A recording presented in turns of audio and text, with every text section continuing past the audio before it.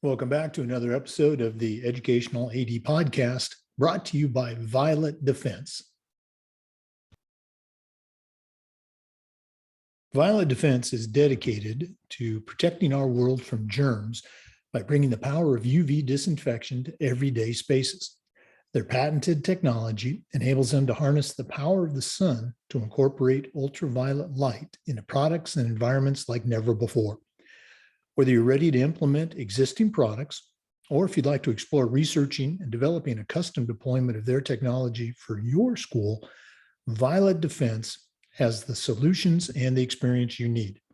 Thanks again to Violet Defense for sponsoring the Educational AD Podcast. The Educational AD Podcast wants to thank Varsity Brands, including BSN, Varsity Spirit, and Herff Jones for sponsoring the Educational AD Podcast. Varsity Brands, elevating student experiences in sport, spirit, and achievement. The Educational AD Podcast also wants to thank Hometown Ticketing, who helps thousands of schools across the country seamlessly provide convenient digital ticketing options for their communities, families, and fans. Hometown Ticketing, simple and easy online ticketing. The Educational AD Podcast also wants to thank Ephesus Lighting, Booster Digital Displays, Camp Mobile, Vital Signs, and Gipper. Thanks to all of our great sponsors. Welcome back, everyone, to the Educational AD Podcast, sponsored by Violet Defense. Today, we are traveling cross country to my home state, the great state of Oregon, and we're visiting with Missy Smith. Missy is a certified master athletic administrator, and she's the associate athletic director at Oregon Episcopal School in Portland, Oregon. Missy, welcome to the podcast. Thanks for having me. We're excited to have you on and hear what's happening out in Oregon. For our listeners, we're recording this on August 10th, so it's going to be pretty timely by the time you are listening to it. Speaking of listeners, Missy, we always like to let our listeners have a chance to get to know our guests. So tell us a little bit about yourself, where you grew up, where you went to school and college, and maybe how your love of sports led you to your position at OES. You bet. So I'm an Oregon native, born and raised in Forest Grove. Went to Forest Grove High School, played sports all growing up out there in our Rotary basketball league, which was only boys at the time. I was the only girl playing in it. So most of my friends growing up were boys. I wanted to play, football. My dad said, absolutely not. I didn't talk to him for 2 weeks when I was in 5th grade, but I found everything that I could play and did play it. But ended up in high school playing basketball, softball, jumping a little bit in track, and dabbled in a little bit of soccer, played a little golf, but my main focus was basketball and softball. And after leaving Forest Grove, ended up signing a full ride scholarship to Gonzaga University. Oh, wow. Played there, a short stint there. The gentleman who recruited me ended up leaving, and the coach that I played for was pretty intense. I got hit in the head with a high heel at halftime of a game. We were running lines to where people were, crying all the time. So I told my parents, this isn't the place for me, even though I love the school and I love the place. And they said, well, you find another full ride and you can leave. And otherwise you better just get tough. And so I was able to secure a full ride at Oregon State. So transferred back home, came back home, ended up playing basketball and softball at Oregon State. Oh, wow. Totally loved it. It was, things happen for a reason and we move around. But I think, that really solidified what I wanted to do. I knew I wanted to coach and be in athletics since I was young. I think that experience at Gonzaga actually was really good because it taught me what not to do. Because I did come out of college really coaching as kind of a hothead. I wish somebody would have grabbed me and shaken. Yep. But that's what I had seen growing up and being in that experience, and thought that's what you had to do to get the most out of people. But as I matured it and grew into it, I really, the connection piece, my best friend growing up, her dad was the athletic director and we were always at their house in Forest Grove. Jeff Durham was out there at the time, and, Okay. he was a legend. They had a pool. So we were always at the Durham's house. And so, I was like, he has a great job. Look, he gets to watch sports all the time and be part of this. So, since a young age, I kept saying I was going to be an athletic director. I really aspire to be at the college level one day. And so, that's sort of where I've kind of, really focused on growing and working on that, all the accreditations and everything that I can do just to make myself the best I can be. So that's kind of my athletic journey. I did coach at Lewis and Clark College, another connection piece I know we have. I coached basketball and softball both there. After graduating from Oregon State, I went right into coaching. So I was a year older than most of my athletes at the time, which, really made me step up and be mature. I had to stay away from them as friends and really, really set those boundaries. So I think from a young age, I just really knew athletics were important and I was going to do whatever it took to stay in that field. I always love to hear the stories. And, you and I spoke a little bit before. I was in Forest Grove as an undergrad student at Pacific, and remember very well, we as football players, we helped out with the local little guy football program through the community, and just some great relationships. I was on the track team, so we had our track practices on the high school track, just very cool stuff. You also mentioned, when you came out, you started coaching the way you were coached. I think so many of us do that, or maybe did that. So I always love to hear that. One of the things, Missy, that we talk about on the podcast is the importance in our profession of leadership and particularly mentorship. So I'm curious, you kind of alluded to it, but who are some of your mentors that you've had, either maybe coaches or family members you had growing up, or people you've worked with or worked for? The expression I always like to use is, I still hear those voices in my head. So whose voices do you still hear? I think I aspired to be when Jeff Basinski and Jeff Durham were both at Forest Grove when I was there. And they, were there with my brothers. And so I really always looked to them as kind of that inspiration of, that's the job I want to do. That's who I want to be. But I think the person that probably made the biggest impact was the athletic director at University of Puget Sound, Robin Hamilton. We became really good friends coaching against each other when I was coaching softball and she was coaching softball. And she was older. And, the first meeting we sat at around a table with all the coaches in the league, she came and sat by me and we started talking, and we built a great friendship that I was able to, reach out to her every day on the drive to work. I had about a 30-minute drive, and we would just connect for the day. And, hey, what are you going to do today? What are you going to change today? Who are you going to be today? She continued to inspire me just on, how are you going to talk to this person? Oh, I got a difficult conversation today. Well, what's that going to look like? And I think those people are really, really important in molding us into who we're going to be. And so, I think that's been probably the biggest impact for me. Yeah. And now you're impacting that next generation of student athletes. Yeah. Hoping to, definitely. Missy, we get a lot of younger ADs that listen to the podcast, and I think it's important for them to hear about the journey that, people like you and I who have been around for a couple of years, obviously I've been around a few more years than you, have taken to get where we're at. So share a little bit about how you got involved with, your state association and, the LTI program through the NIAAA. Talk about your CAA and how that led to your CMAA. Yeah, so right away, I went to my first AD conference the first year that I was on board here, and it really inspired me to let's grow, let's get better, and so I took as many classes as I could take at the convention. And then I started oh, they're offering one here. Let me jump on and do this. And so I just kept, keeping track. I had a little sheet where I would check off what I needed. And then, oh, I need some extras. So this looks really interesting to me. I really want to be better in this area, whether it was, management, whether it was, I guess, equity, whatever those topics were, I really wanted to jump on and keep learning.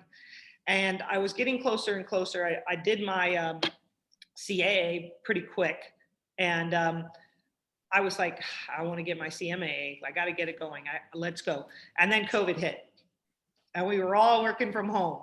And I said, well, I am not going to sit around. I mean, I knew I was going to be working on the computer, but I said, you know what? This is a great time to get it done.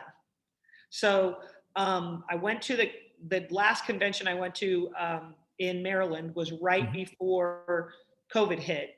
And I actually went to a breakout session on how do you do your presentation for your CMAA. And I took tons of notes and I took pictures of the guy's slides. And I was like, oh, this is easy. I mean, it really is. They make it something you can get done. And at the time, I already knew what my project was. And maybe we can talk about it a little. I run the Oregon Girls Sports Leadership Summit, which is a statewide convention for girls. It's free. We have major donors and sponsors, and we host it once a year so that we can get girls together to intentionally build leadership. So I knew my project was done. I just had to put it together, finish my classes and put it together. So I talked with the woman that was there presenting and I said, hey, this is what I'm doing. She's like, perfect. Yes, get those done. Let's go. A couple people gave me their cards so they'd be happy to listen. I got everything done. I did the application process and I presented it I want to say that spring, that fall of COVID. And it was wonderful. I mean, I was really proud of the fact. I was, they were like, wow, this is one of the best we've seen. And I said, well, I've seen some. So I knew what the bottom line was. I was going to bring it up. And so that was pretty important to me. And I'm pretty proud of going through that process. But, for those that are younger out there doing it, you can do it. Keep chunking away at every time they host a free one, whether it's at a convention, a conference, and try to be intentional if you are really trying to get there about which one to take. And then go for it. And a lot of the ones online now are just as good, even if they're not in person. They're offering a lot online because of COVID. So, I think that's a great way to get it done. I really appreciate you mentioning that, your project was something you had already worked on. It's there. You didn't have to go out and, reinvent the wheel. I was actually vice chair for national certification for about 7-8 years. So I've sat in a lot of those presentations. I'm going to put you on the spot. Who was your reviewer when you did your presentation? Do you remember? You're going to put me on the spot and I'm going to be horrible. I know that he was out of Indiana and the name escapes me right now. I know I should know it, but it was gosh, you're killing me too. I should know all these people. Indiana, wasn't Rob Seymour, was it? Oh gosh. Sorry, that's okay. We're not going to drag down here. Okay. Well, very cool. We're going to do this at the end of the show, but if one of our listeners wanted to reach out and pick your brain about, that project or about anything you do at OES, what's the best way to get a hold of you? Oh, email me for sure. It's great. You can give them my email. It's smithm@oes.edu. Absolutely. Reach out. And, if we need to talk, can call, of course, also, but we can set something up that way at least. All right, excellent stuff. For listeners, we are visiting with Missy Smith, Certified Master Athletic Administrator and the Associate AD at the Oregon Episcopal School in Portland, Oregon. We're going to come back, but right now we're going to take a quick listen to our podcast sponsor, Violet Defense. Once again, we want to thank Violet Defense for sponsoring the Educational AD podcast. Violet Defense is dedicated to protecting our world from germs by bringing the power of UV disinfection to everyday spaces. Their patented technology enables them to harness the power of the sun to incorporate ultraviolet light into products and environments like never before. Whether you're ready to implement existing products, or if you'd like to explore researching and developing a custom deployment of their technology for your school, Violet Defense has the solutions and the experience you need. Thanks again to Violet Defense for sponsoring the Educational AD podcast. We are back with Missy Smith from OES in Portland. Coach, one of the things we like to do with the podcast is this idea of sharing best practices. So What are some things that you've seen at other schools, or maybe these are initiatives that you actually started yourself, that when you look at, you can say with equal parts pride and humility, boy, we do this better than anybody else? What are some best practices you can share? So I think we do a great job of really connecting with our coaches and really front loading those relationships. For instance, yesterday I had our brand new volleyball coach that I had to hire a week before the season. You know, that comes with the territory. I mean, I had her in here for 4.5 hours. And it's really building that trust. It's really going through the schedule and saying, hey, you may need to practice on this Sunday because you have game on Monday. What do you think about taking the Friday off? And them going, oh, I didn't think of that. You're right. Or, hey, they're going to be really tired after 3 games in a tournament. You probably want to take a couple days. Or it's saying, hey, how are you going to build your captains? How are you going to do these things? Hey, and being in the trenches for them. I think the more time you spend, and I think a lot of ADs get caught up behind the desk in front of the laptop, scheduling, doing this, checking this, that they don't get up and go and really connect with those coaches. I think if you could do that, those coaches will run through the wall for you just as the kids will for the coach. And, and talking to them about their mission and their vision. I mean, we really don't hire anybody unless they can articulate, what does it mean to be in your program? And will kids be able to leave your program knowing what that means? So I think that's a big piece, is that connection piece and putting that together. We implemented a leadership, and a lot of people are doing it across the country for student athletes. Mm-hmm. Ours is an evening that I set up. I look at the whole calendar year, and I fit them into the days where there's no home matches or away matches, which you can imagine what that might look like. It's tough. Then we serve dinner and we have them sit down and eat a meal together. We go through whatever, the topic is of the day. And a lot of times I'll be going down one path and the kids will go here and I'll follow, because I think a lot of that has to be organic and find out what those kids really need to talk about and want to talk about. So I think that leadership piece is really important that we've implemented. And then, I think it's finding ways to connect with our athletes as well, and making them feel important, to make them have a place to come and talk and to get help, whether it's looking for colleges, whether it's dealing with issues, if that's a counselor, whether it's the coaches, but making that a safe place, I think, for everybody is really, really important.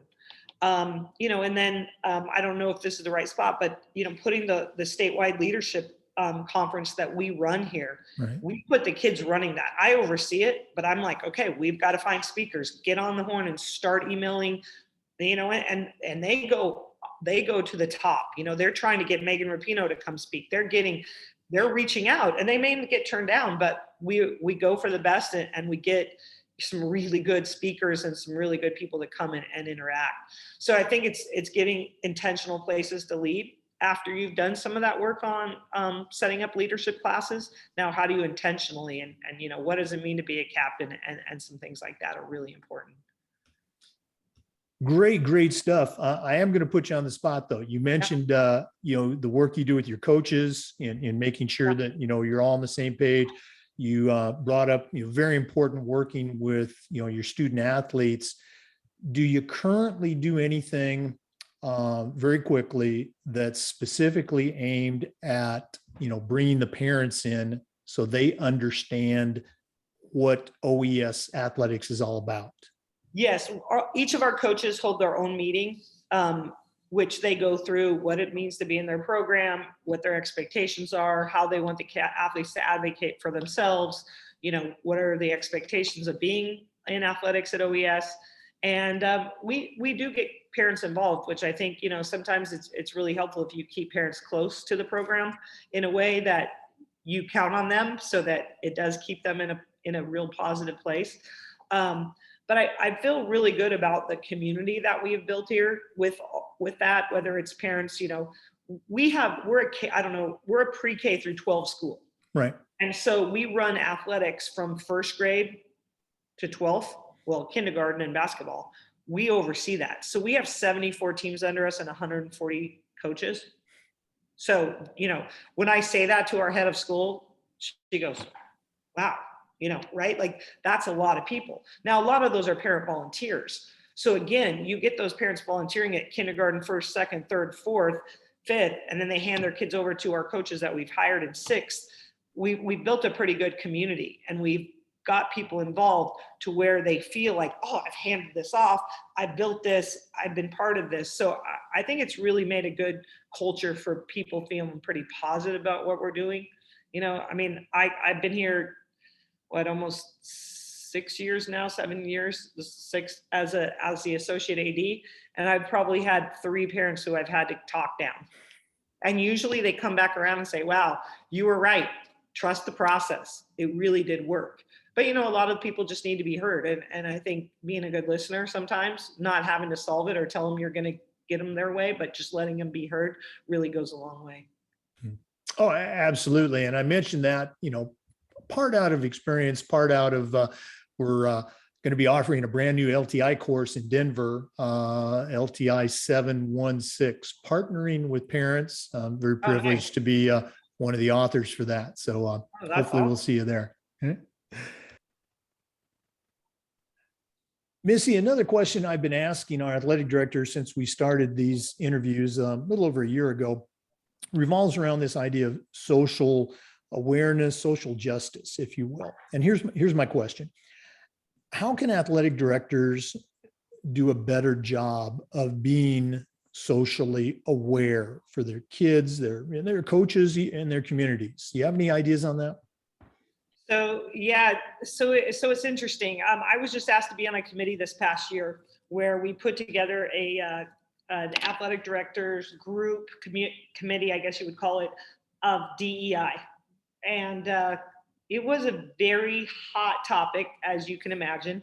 Our 3 of our leaders knew it was important at the state level, and they put a group together. Now, whenever you put a group like this together, people are going to be like, all right, they picked the 3 women that work in Oregon and the 3 Black guys and the 1 Hispanic guy, right? Like that's really how the committee felt. I can't be any more open and candid about that.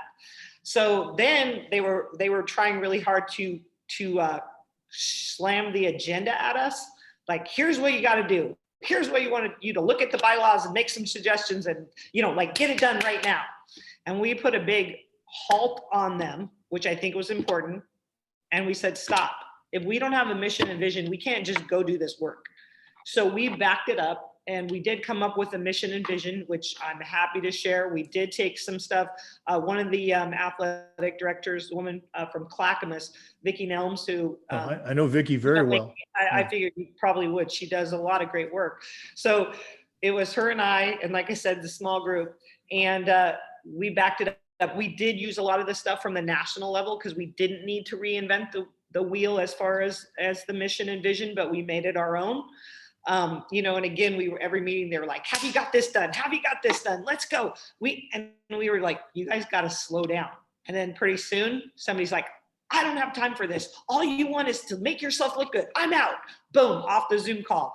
Like it was a pretty, and I mean that all good ways, because this is a hard topic to talk about. Mm-hmm. And if somebody doesn't feel comfortable or doesn't feel heard, it's going to be tough. So our committee shrunk pretty quick, but we did get to the point where they are going to have an appointed position on the board, which will have voting rights. I think it's pretty exciting. They had asked Vicki to do it. Vicki said no, but she wanted to recommend me for that position. I'm waiting to hear where that lands, but I do know we're going to get an appointed position. So that's kind of the system of what we're working in to try. But the big is, how do we change? I presented at the state ADs conference. We did a little exercise at this past conference.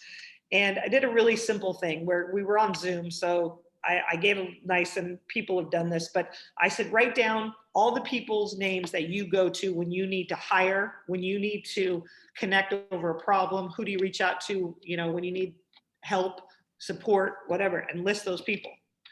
And then you went through and you click the boxes, and it was like, who's a person of color in this group? Who is a person LGBTQ?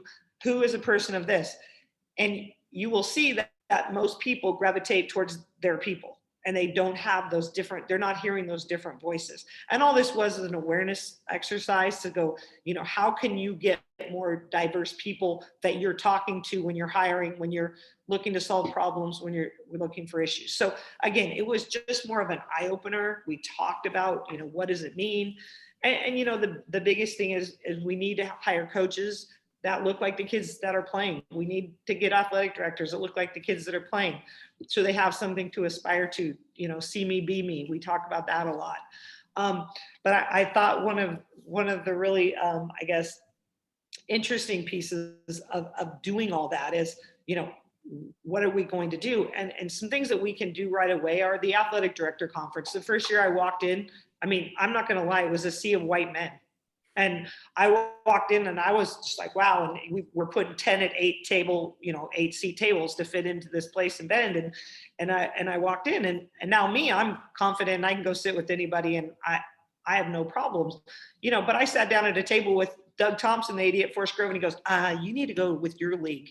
We sit in our leagues. And I'm like, oh my God, so again, and I could kick him in the shins and be like, Doug, dude, no wonder women don't feel very welcome at this thing. Oh, but we have our league. And I said, you see your league all the time.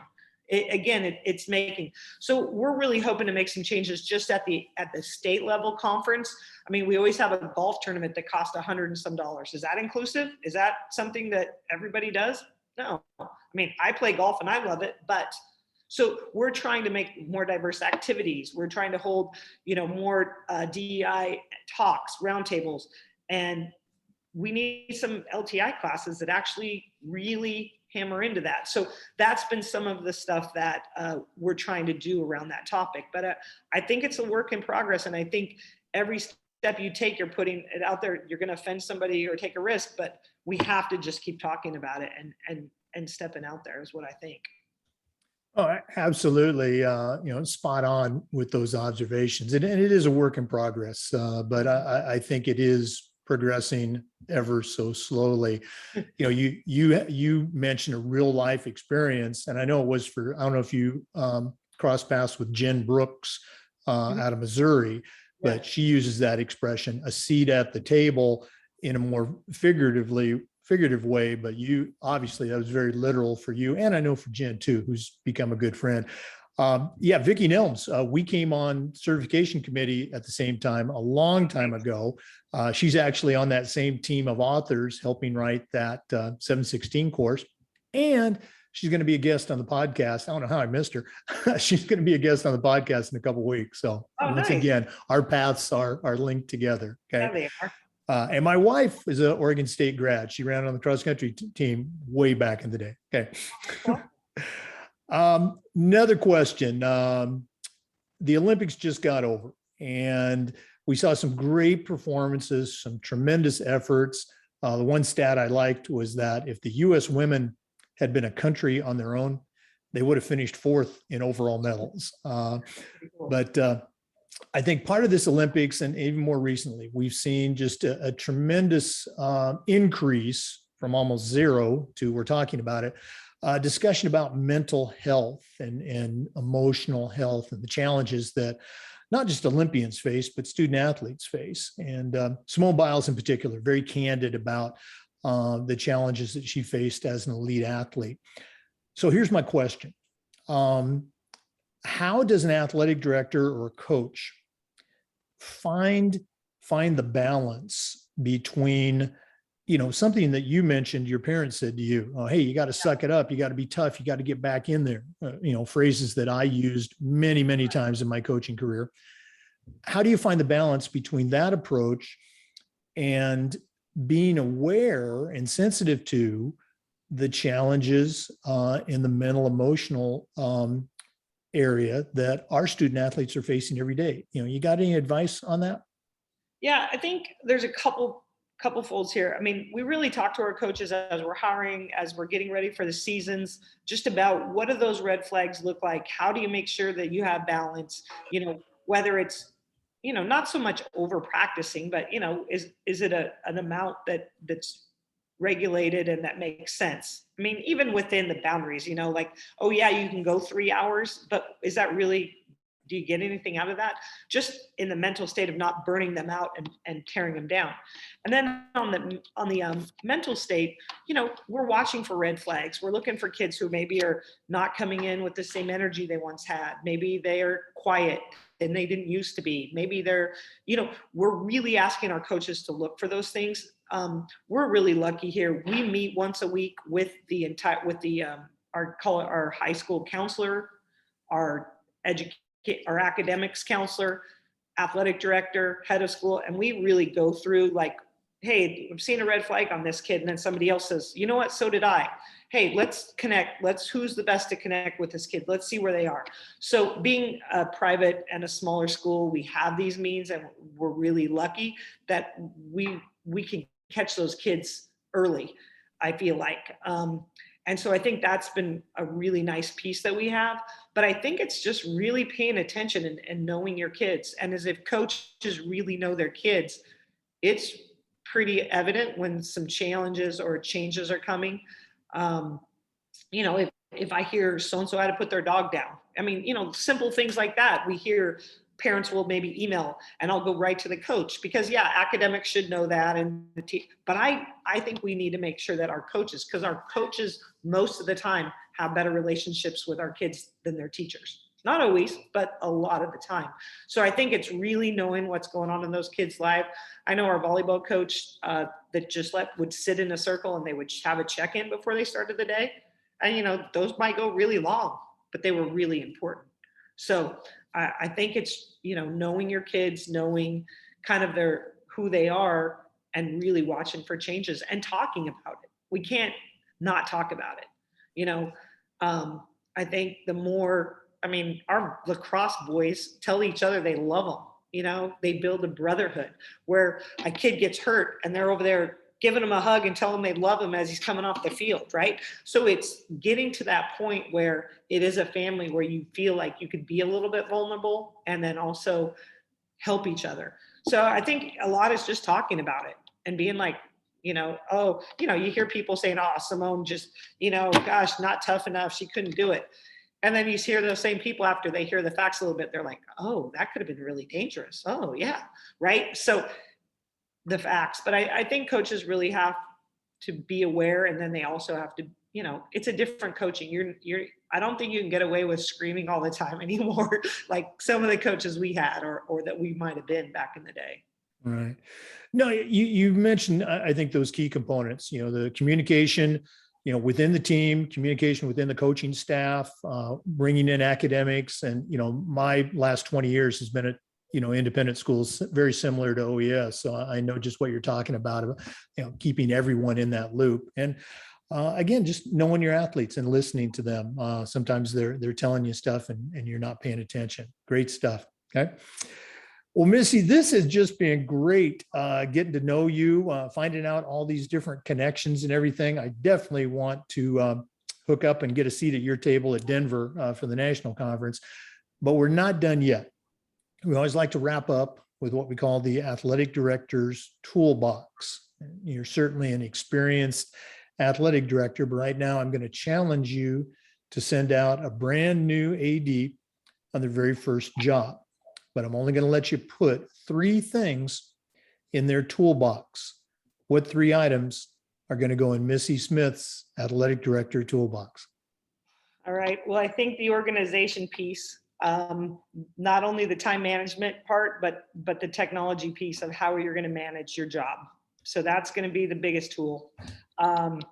You know, we use Google for everything. So everything's shared. We can put it all in folders. We can find it quickly. And each year you have your athletic, you put all the schedules, everything's organized and you can find it.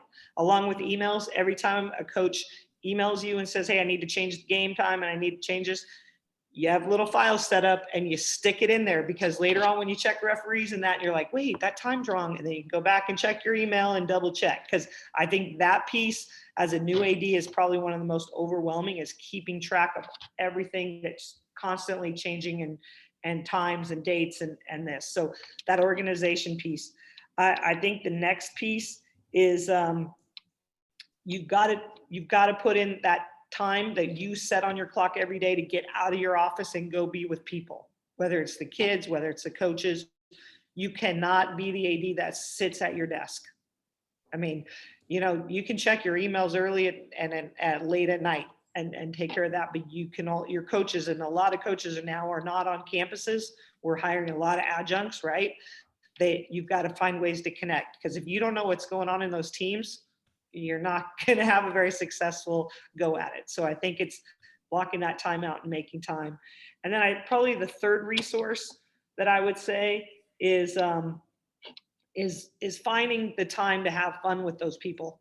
Like you have, whether it's taking your coaches out for pizza and beer, whether it's, bringing them together for a barbecue, having them build that community around you that they will stay a long time. Because if you're hiring coaches year after year after year, because they're not feeling connected and that makes your job pretty tough as a new AD.